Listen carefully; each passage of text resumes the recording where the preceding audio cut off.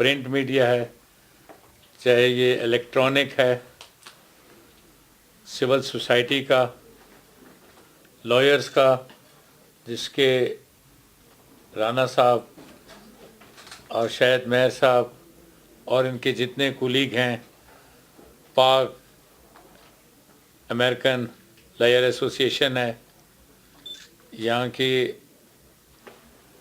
جو originally professional لوگ ہیں، بار ایسوسی ایشنز ہیں، نیو یارک بار ایسوسی ایشن ہے، لائرز ہیں، تمام کا شکریہ ادا کرنا چاہتا ہوں کہ انہوں نے پاکستان کے لائرز کی، جس میں ججز بشمول میرے اور دیگر جج صاحبان بھی شامل تھے، پاکستان کے لوگوں کی، سول سوسائٹی کی اور جس طبقے سے بھی جن کا تعلق تھا اور جو جس طریقے سے بھی ہیومن رائٹ ایکٹیوسٹ تھے اس ملک میں، یعنی کہ پاکستان میں رول آف لا کا نفاذ چاہتے تھے، جس کے لیے کافی سالوں سے ایک جستجو چلی آ رہی تھی، ان کا آپ تمام لوگوں نے بھرپور ساتھ دیا ہر طریقے سے، اور خاص طور پہ میں نے بتایا کہ جیسے رانا رمضان صاحب روح رواں رہے یونائٹڈ اسٹیٹس کے حوالے سے، آپ لوگوں کو آپ لوگوں کے ساتھ کوآپریشن کرنے میں، آرگنائز کرنے میں میں آپ تمام کا بہت مشکور ہوں۔ اس وقت جو ہے آپ جب ریٹائر ہوئے ہیں تو اس کے بعد آپ کے لیے مختلف جگہ کارنر سے اس وجوہات کی بنیاد پر کچھ ایک کمپین کا سلسلہ شروع ہوا ہے، جس میں عمران خان نے جو ہے وہ الزامات یہ لگائے ہیں کہ آپ نے الیکشن کمیشن پر وہ ڈالا ہے اور آپ کو بھی اس نے شریک ہے، مطلب ہے کہ دھاندلی کیا ہے۔ اسی طرح سے انہوں نے یہ بھی کہا ہے کہ آپ کے اور جیو کے بھی مراسم تھے اور آپ لوگ مل کے کام یہ کرتے رہے ہیں، گویا آپ کا جو کنٹریبیوشن ہسٹری میں ہے اس پہ پانی پھیرنے کی کوششیں ہیں۔ How do you react to that? نہیں، اس میں ریئیکشن کی بات نہیں ہے۔ جب آپ ویو کے سسٹم کے اگینسٹ چلتے ہیں اس قسم کی مخالفتیں ہوتی ہیں۔ اور دوسری بات ہے کہ میں نے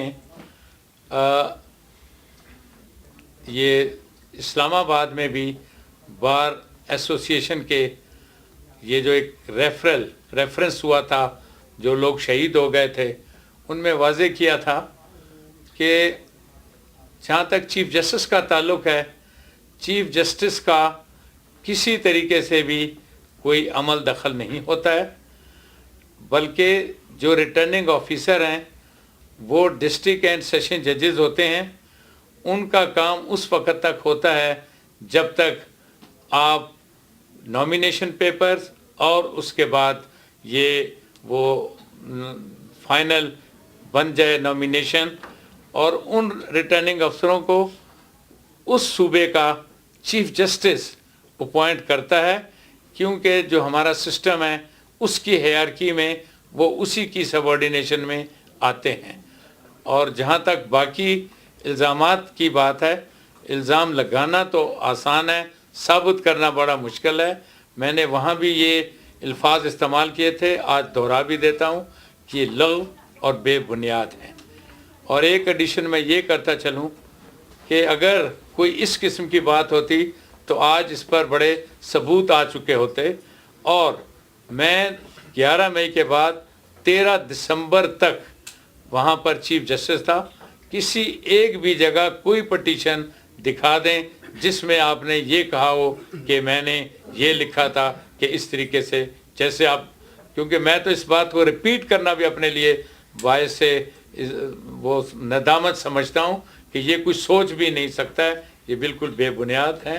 اس لیے کسی جگہ پٹیشن میں یا کہیں پر بھی اگر ایک لفظ بھی لکھا ہو تو آپ مجھے دکھا دیں۔ तो दूसरा ये मैंने आपने जियो को एड्रेस नहीं इशू किया कि जियो का जो इशू कहा जाता है कि आप जो है नहीं, मैं किसी पर्टिकुलर मीडिया हाउस के मुतालिक कोई बात नहीं। नहीं, लेकिन आप पर ये कहा जाता है कि नहीं, आपने फेवरेट, तो you did not do the favourite. नहीं, मैं तो बिल्कुल, मैंने कह दिया कि सवाल ही नहीं पैदा था, लेकिन किसी मीडिया हाउस के मुतालिक मैं कोई पर्टिकुलरली, आप लोग भी ख्याल रखें, बात कोई नहीं करूँगा। सर मैं एक छोटा सा फॉलो अप क्वेश्चन, आप ही की फील्ड से जो फखरुद्दीन जी इब्राहिम हैं, जो उन्होंने जो आपके बारे में कहा है, जो कि इलेक्शन कमिश्नर थे, उन्होंने कोई प्रेशर मुझे कोई अलेज किया है, और ना ही कोई मैं उन पर प्रेशर किस बात का डाल सकता हूँ कि बेईमानी करवाएं। चीफ जस्टिस, अल्लाह ताला का शुक्र है, मैंने चीफ जस्टिस रिस्टोरेशन के लिए मेहनत की है, और ये आज जितनी भी आप देखते हैं, इसको आप देखें। तो अगर आप कोई, मैं क्या किसी को कहूँगा कि किसी को जितवाए, मेरा तो किसी के साथ कोई वास्ता ही नहीं हो सकता है, तो मैं इसका कंट्राडिक्ट करता हूँ इसको। आरओस को आपने भी एड्रेस किया, तो आपके रिकॉर्ड के मुताबिक जब आपने अप्रिशिएट उन्हें किया, तो आपकी निगाह में और आपके रिकॉर्ड के मुताबिक क्या ये इलेक्शन फ्री और फेयर थे, इनमें कोई धांधली हुई है? ये देखिए, ये मैं आपको ज़रा थोड़ा सा तफसील से बता दूं, शायद यहाँ अमेरिका में लोगों को कम पता है। ये 1 जुलाई 2009 को हमने एक नेशनल जुडिशल पॉलिसी बनाई थी, उसके नीचे तमाम चीफ जस्टिस और जज साहबान ने डिस्ट्रिक्ट एंड सेशन जजेस के मुतल्लिक ये हमने फैसला किया था कि आइंदा ये कभी किसी एग्जेक्टिव काम में नहीं जाएंगे, कोई एग्जेक्टिव काम नहीं करेंगे, यहाँ तक कि अगर इलेक्शन में भी इनको बुलाया गया तो उस वक़्त हम देखेंगे। मैंने इसमें जुडिशरी में अल्लाह की मेहरबानी से इतनी बड़ी चेंज, तब्दीली मुझे कहना नहीं चाहिए, लेकिन तमाम ने मिलकर की है कि जिसकी वजह से जुडिशरी एक फैमिली बन गई है। जिस तरीके से आप दूसरी फोर्सेस का नौकरशाही की बात करते हैं, फौजी ब्यूरोक्रेट्स की बात करते हैं, फौजियों, इस तरीके से शुक्र है जुडिशरी एक इंस्टीट्यूशन बन गया है। और उस इंस्टीट्यूशन की जब बात आई कि आया कि कोई हमें इजाज़त इनको देनी चाहिए कि नहीं, उसमें बहुत से लोगों में, मैं नाम नहीं लूँगा, जिनमें ये साहब भी हैं जिसके लिए आप कह रहे हो कि उन्होंने ये इल्ज़ाम लगाया, और भी बहुत सी पॉलिटिकल पार्टीज़ ने इन्हीं इलेक्शन कमिश्नर साहब को कहा कि हमारा इलेक्शन आप इनसे करवाएं अदलिया के ज़रिए। उन्होंने फिर मुझे एक लेटर लिखा, और वो लेटर को लेकर हमारे पास आए, और पास आने के बाद उन्होंने कहा कि इस पर अमल करें। मैंने उनसे कहा कि ये ऐसे नहीं होगा, इसको हमें ले जाना पड़ेगा कमेटी के पास। कमेटी कौन है? एक चीफ जस्टिस हैं और 5 हाई कोर्ट के जजेस हैं। फिर उसमें जो है ना इलेक्शन कमीशन के सेक्रेटरी को, जिनका नाम इश्तियाक साहब है, उनको हमने बुलवाया। हमने कहा ये देखें, बाद में बदनामियां होती हैं, बदनामी होने की वजह से हमारी जुडिशरी को ख़राब किया जाता है, क्योंकि जो साबका तजर्बात हमने देखे थे उसकी रोशनी में हमने कहा। उन्होंने बहुत सी इस बात पर कहा कि नहीं, हम भरपूर तरीके से आपको जो है ना वो देंगे।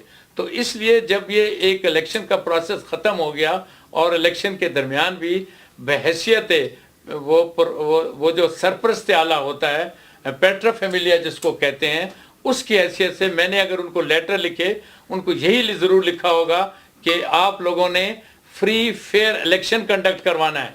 आप लोग एक चीज़ तो देखते हैं, दूसरे लेटर्स भी सारे निकाल कर देखें, उसमें हमने इस बात की एक्सप्लेनेशन दी कि आपको फ्री फेयर इलेक्शन करवाना होगा, आपको अपने इंस्टीट्यूशन का भरम रखना होगा। और जिस लेटर की आप बात करते हैं, जब एक काम आप कर लेते हो तो उस काम में आपको कम से कम अपने लोगों को अप्रिशिएट करना है। जहाँ तक धांधली का है, वो एक तरफा होती है, सामने वाला भी तो इलेक्शन जीत कर जो दूसरा होता है वो भी बैठा होता है।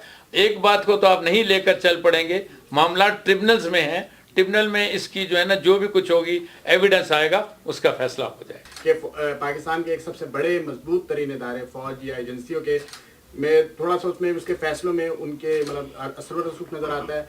मिसिंग पर्सन हो या दहशत गर्दी के हवाले से केसेस हों, उसमें ये देखा गया है कि अभी तक किसी हाई रैंक जनरल, हाजिर सर्विस हो या जो भी हो, उसे अदालत अपने क्या नाम है कटहरे में लाने में नाकाम रही है। तो इसमें आप क्या समझते हैं कि अदालतें जो है, या सुप्रीम कोर्ट या मातहत अदालतें स्टिल एजेंसियों या फौज के ज़ेर असर है, या इस तरह के कोई? नहीं, ये बिल्कुल गलत इम्प्रेशन है। और आपको याद होगा, मेरी अदालत में जनरल्स भी पेश हुए हैं, मेरी अदालत में जो भी रेलेवेंट लोग थे। ये तो नहीं हो सकता कि हम किसी ऐसे आदमी को बुला लाएं या खड़ा कर दें जिसका उससे वास्ता ना हो। अदालतों को जो जवाबदेह होते हैं वो सेक्रेटरी डिफेंस होते हैं। रूल ऑफ बिज़नेस आप देख लीजिए, रूल ऑफ बिज़नेस के मुताबिक या फिर इंटीरियर सेक्रेटरी होता है जहाँ पर एफसी के ताल्लुक है। तो मैंने इन तमाम को अपनी अदालत में, जो कि केस के हवाले से कोई किसी के साथ पर्सनल नहीं है, इनमें इनको तलब किया। और जहाँ तक सज़ा का ताल्लुक है, सुप्रीम कोर्ट किसी को सज़ा नहीं देती। सज़ा के लिए वही तरीक़ेकार होता है कि अगर कोई इस किस्म का केस रजिस्टर हो, जैसे कि बलूचिस्तान में बहुत से मिसिंग लोगों के वजह से आर्मी के लोगों के खिलाफ केसेस रजिस्टर हुए पीपीसी में, पुलिस स्टेशंस में। इसी तरह अब आपने देखा होगा कि ये जो केस चल रहा था जब मैं रिटायर हो रहा था, जो कि ये इसमें 35 लोग जो मिसप्लेस हुए थे, उसमें भी अल्टीमेटली वही हुआ कि केस रजिस्टर हुए।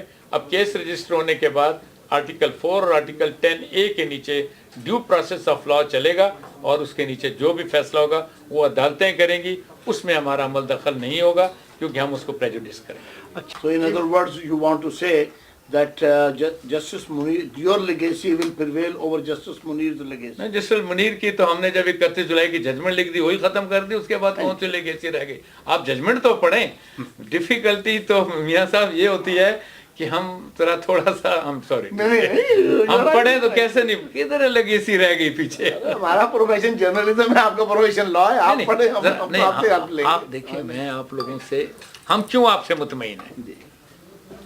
कभी आपने ये पूछा है? हमें ये पता है कि आप लोगों ने जो आप लोगों का किरदार था आपने निभाया है।